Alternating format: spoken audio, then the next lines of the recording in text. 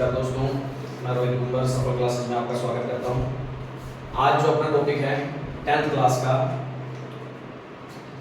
नया अपना topic start कर रहे हैं, नया चैप्टर स्टार्ट कर रहे हैं प्रायिकता, जो कि अपना चैप्टर है 15 नंबर चैप्टर है अपना 10th क्लास का प्रायिकता। ठीक है, तो अपने प्रायिकता की बात करते हैं। तो प्रायिकता का सीधा सीधा सा मतलब होता है, इन शॉर्ट में अपने बात करें तो प्रायिकता का मतलब होता है संभावना,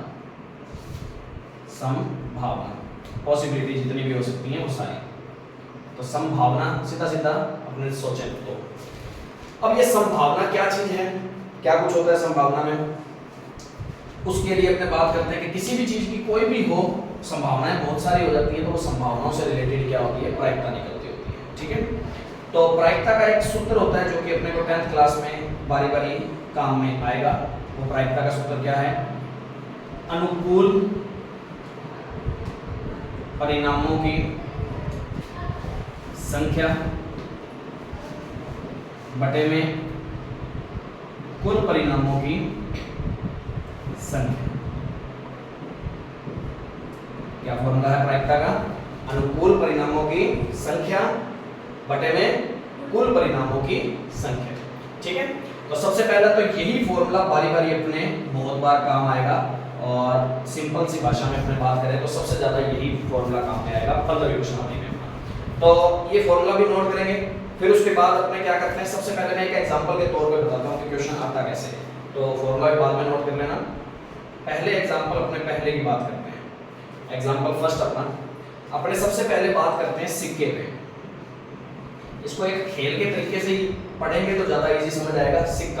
सिक्का मीन इंग्लिश में बोले तो कॉइन। अपने जो 2 रुपए के, 5 रुपए के सिक्के, 10 रुपए के सिक्के होते हैं, इन पे दो चीजें बनी होती हैं। क्या, एक तो हेड और दूसरा टेल होता है। ठीक है, दो चीजें होती हैं, एक तो हेड और एक टेल।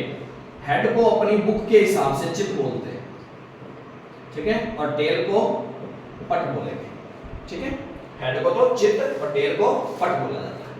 तो अपने बात करते हैं सिक्के के बारे में। तो सिक्का सबसे पहले कंडीशन है, एक सिक्के को, क्वेश्चन ऐसे दिया होगा हमें कि एक सिक्के को एक बार फेंकने पर या एक सिक्के को एक बार उछालने पर, क्योंकि सिक्का उछाला जाता है, तो उछालने पर चित्त आने की प्रायिकता ज्ञात करें। क्वेश्चन हमारा ऐसे बन के जाएगा। तो एक सिक्के को फेंक रहा है ना सिर्फ, या उछाल रहा है, तो समझ लेना कितनी बार उछाल रहा है, एक बार ही उछाल रहा है। तो एक सिक्के को एक बार उछालने पर कुल परिणाम, सबसे पहले हमेशा काम किसके लिए करना होगा, कुल परिणाम के लिए। क्यों, क्योंकि प्रायिकता चाहे किसी की भी निकालनी हो तो नीचे तो हमेशा क्या लगाने पड़ेंगे, कुल परिणाम लगाने के। तो हमेशा कोई भी क्वेश्चन दिया है प्रायिकता के अंदर, तो सबसे पहला काम क्या करना है कि एक सिक्का है, चाहे कोई भी और भी कंडीशन है, कोई भी घटना है, और घटना क्या होती है, कोई भी चीज का प्रयोग करना, वो हमारे लिए घटना है। ठीक है, तो ये हम एक प्रयोग कर रहे हैं, किस पे कर रहे हैं, सिक्के पे कर रहे हैं। तो एक सिक्के को उछालने पर, तो सीधा यदि उछालना बोल रहा है तो भी कितनी बार उछाल रहा है, एक बार ही उछाल रहा है। तो एक सिक्के को एक बार उछालने पर कुल परिणाम कितने बनते हैं, कितने बनते हैं, 2। क्या क्या आ सकते हैं एक सिक्के को उछालने पर, हेड या टेल, क्योंकि कितनी संभावनाएं, 2 संभावनाएं, तो 2 उसकी संभावनाएं हैं। तो कुल परिणाम हमारे पास कितने हो गए, 2। कौन कौन से, या तो हेड या टेल, वो अपने ब्रैकेट में लिख दिया, या तो हेड या टेल आ गए। अब क्वेश्चन बोलता है कि चित्त आने की प्रायिकता ज्ञात करें। तो मैं लिख लेता हूं जी, चित्त आने की प्रायिकता। चित्त आने की प्रायिकता, प्रायिकता का हमारा सूत्र ऊपर लिखा हुआ है हमने। तो हर क्वेश्चन में एक बार जरूर लिखें फॉर्मूले को करते टाइम, ताकि अपने कोई प्रॉब्लम ना आए, धीरे धीरे याद भी हो जाएगा। ठीक है, तो हर क्वेश्चन में कम से कम एक बार फॉर्मूला जरूर लिखें। तो अनुकूल परिणामों की संख्या और में कुल परिणामों की संख्या। ठीक है जी, तो कुल तो अपने को पता लग ही गया कितना था, 2। तो कुल तो अपने कुल की जगह पे लिख दिया। ठीक है जी, अब चित्त आने की प्रायिकता ज्ञात करनी है। तो जिसकी हमें प्रायिकता ज्ञात करनी होती है उसी के अनुकूल परिणाम देखे जाते होते हैं। अब अनुकूल परिणाम होते क्या हैं, चित्त आना के अनुकूल परिणाम कितने होंगे ये देखना होता है इसके अंदर, कुल परिणाम में। तो क्या किसकी प्रायिकता देख रहे हैं, चित्त की, चित्त आने की। तो चित्त कितनी बार आ रहा है, एक बार आ रहा है तो एक इसका क्या होगा, चित्त आने का अनुकूल परिणाम होगा। तो अनुकूल परिणामों की संख्या कितनी, एक, और कुल परिणामों की संख्या कितनी, दो। पूरी प्रायिकता कितनी, 1/2। कितनी होगी, 1/2। ऐसे क्वेश्चन के अंदर पूछ लिया जाता कि पट आने की प्रायिकता, पट आने की प्रायिकता तो वो कितनी होती, वापस फॉर्मूला लिखने की जरूरत नहीं है। कितनी होती, कुल परिणाम तो बटे में 2 और अनुकूल कितने होते हैं उस टाइम पे, पट कितनी बार आ रहा है, एक बार, तो प्रायिकता क्या हो जाती है, 1/2। बात समझ आ रही है। तो इस तरीके से अपना एक सिक्के को कितनी बार उछालने पर, एक बार उछालना हो, या नहीं भी लिखा हुआ ना कि एक सिक्के को उछालने पर, तब भी उसको कितनी बार उछालना है, एक बार ही मानना है, ध्यान रखना। तो पहले तो इस बार ये फॉर्मूला नोट करो और ये क्वेश्चन नोट करो एग्जांपल के तौर पर।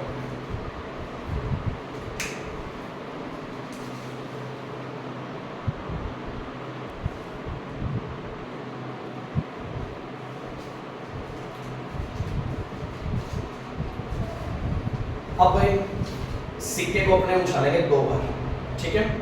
तो एक सिक्के को एग्जांपल नंबर अपने सेकंड बना के लिखते हैं इसका। एक सिक्के को 2 बार उछालने पर सबसे पहले हमें चाहिए क्या, कुल परिणाम। हमेशा हर क्वेश्चन के लिए कुल परिणाम चाहिए, क्योंकि प्रायिकता के नीचे क्या होता है, हमेशा कुल परिणामों की संख्या तो चाहिए, ठीक है। तो सबसे पहले हर क्वेश्चन को करने के लिए सबसे पहले कुल परिणाम ही निकाला जाए, ठीक है। चाहे प्रयोग की बात क्या है कि एक सिक्के को 2 बार उछालना प्रयोग है हमारा, ठीक है। तो एक सिक्के को 2 बार उछालो, चाहे 2 सिक्कों को एक बार उछालो, कंडीशन क्या रहेगी, कुल परिणामों की सेम ही रहती है। हमेशा ध्यान रखना, कुल परिणाम हमेशा सेम ही बनेंगे। और कितने बनते हैं, 4 बनते हैं। और कैसे बनते हैं, कौन कौन से बनते हैं, उस पे मैं थोड़ी सी बात बताता हूँ तुम्हें। कितनी बार उछाल रहे हैं सिक्के को, 2 बार, तो पहली बार और दूसरी बार, ठीक है। तो क्या क्या बन सकता है, मान लो कि पहली बार भी क्या आ गया, उछालने पर हेड आ गया, और दूसरी बार भी क्या आ गया, हेड आ गया। हो सकता है कि नहीं हो सकता, क्योंकि संभावनाएं तो देख ली अपने को। तो संभावनाओं में क्या है, एक बार पहली बार भी हेड आ गया और दूसरी बार भी हेड आ गया। होने को ये भी हो सकता था कि पहली बार हेड आ जाए और दूसरी बार टेल आ जाए, ये भी हो सकता है। और ऐसा नहीं हो सकता तो ऐसा भी हो सकता था कि पहली बार टेल और दूसरी बार हेड आ जाए, कोई प्रॉब्लम नहीं है। ऐसा भी हो सकता है कि दोनों बार क्या आ जाए, टेल आ जाए। क्या इसके अलावा कोई कंडीशन हो सकती है, नहीं, ये 4 ही कंडीशन बनती है। तो ये 4 कुल परिणाम होते हैं उस टाइम पे। कौन कौन से, head head, head tail, tail head और टेल टेल। ये 4 इस तरीके से अपने ब्रैकेट में लिख देंगे। समझ आ गई बात। तो ये बनाने के तरीके थे, थोड़ा सा ध्यान रखना है। अब बात आती है कुल परिणाम। तो हमें पता लगे कि एक सिक्के को 2 बार उछालो, चाहे 2 सिक्कों को एक बार उछालो। सिक्का किसी भी टाइप का हो, कोई प्रॉब्लम नहीं है, कैसे अलग अलग सिक्के हों, कैसे हैं, कोई भी हो, ध्यान रखना है। इसी तरीके से 4 परिणाम बनेंगे। समझ आ गई बात, ठीक है। अब क्वेश्चन क्या क्या बन सकते हैं पेपर के अंदर इसके। तो सबसे पहला क्या क्या बन सकता है, क्वेश्चन ऐसे देगा कि एक सिक्के को 2 बार उछालते हैं तो इसकी प्रायिकता निकालो, इसकी निकालो, 3 4 किसी भी टाइप का कुछ भी दे सकते हैं। तो ऐसा आ सकता है कि दोनों बार चित्त आने की प्रायिकता,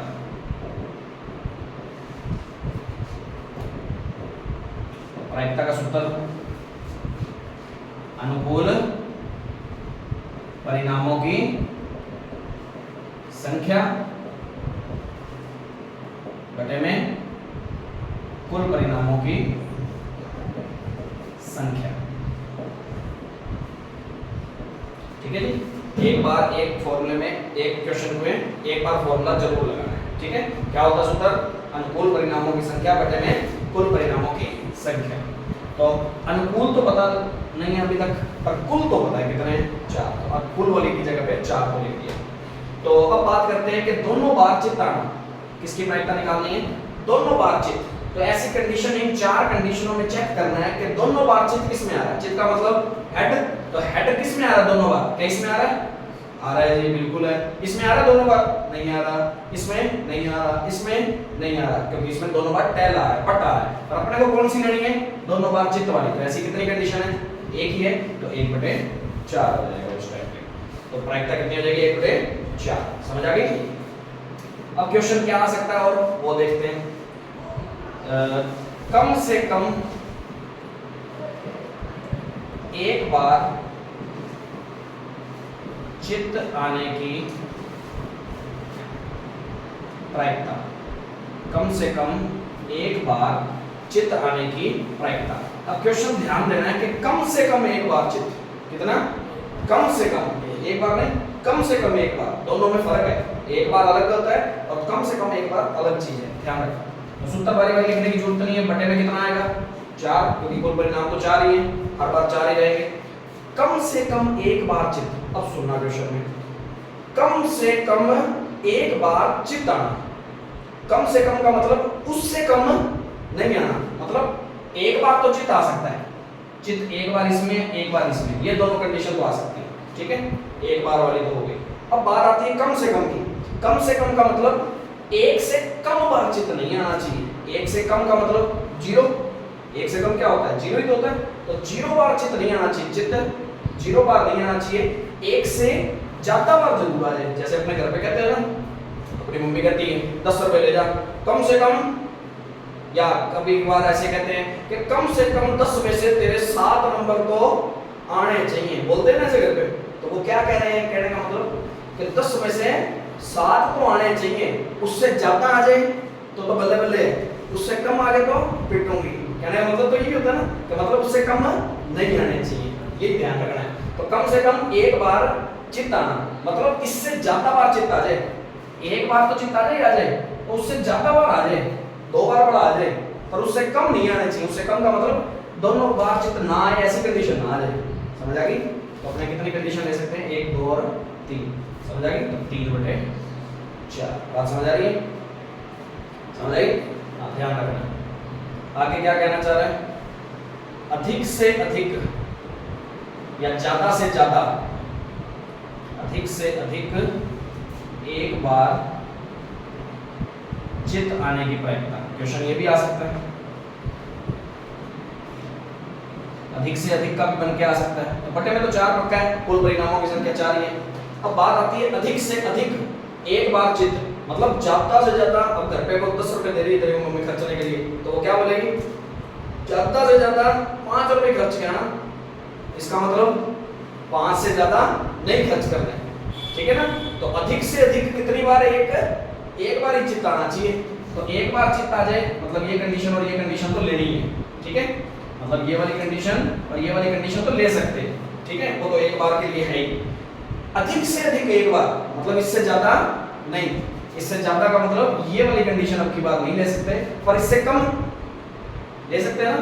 5 रुपए खर्चने तेरे को ज्यादा से ज्यादा, इसका मतलब इससे कम खर्चने कोई प्रॉब्लम नहीं है, पर इससे ज्यादा नहीं खर्चने, मतलब इससे ज्यादा वाली कंडीशन नहीं लेनी, एक से ज्यादा बार चित्त वाली नहीं लेनी है, एक से कम वाली चित्त, एक से कम का मतलब 0 बार चित्त, मतलब जिसमें चित्त आ ही ना रहा है, तो आ ही नहीं रहा है, वो कंडीशन हम ले सकते हैं, ठीक है। तो अब की बार ये वाली लेनी पड़ेगी। कितनी कंडीशन होगी,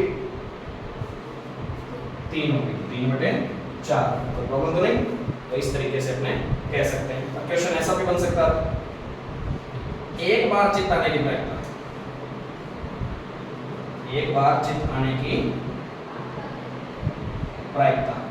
अब सिर्फ क्या बोल रहा है, एक बार चित्त आना है। अब सिर्फ एक बार चित्त का मतलब है, तो सिर्फ ये वाला आएगा एक बार चित्त, और एक बार चित्त ये, ना ये लेना ना ये लेना। तो कितनी, 9/4, काटेंगे इसको तो 1/2। बात समझ आई? तो ऐसे टाइप के क्वेश्चन बन सकते हैं। कौन सी कंडीशन में, एक सिक्के को कितनी बार उछाला जाए, 2 बार उछालने पर, तो ये क्वेश्चन बन सकते हैं किसी भी टाइप का। तो नोट करो इसको।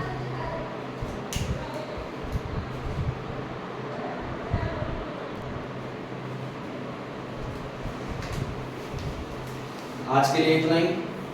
वीडियो अच्छी लगी हो तो कमेंट और सब्सक्राइब आगे करवा दें और लाइक करें। कोई भी प्रॉब्लम हो तो कमेंट बॉक्स में आप बता सकते हैं, ठीक है। Thank you.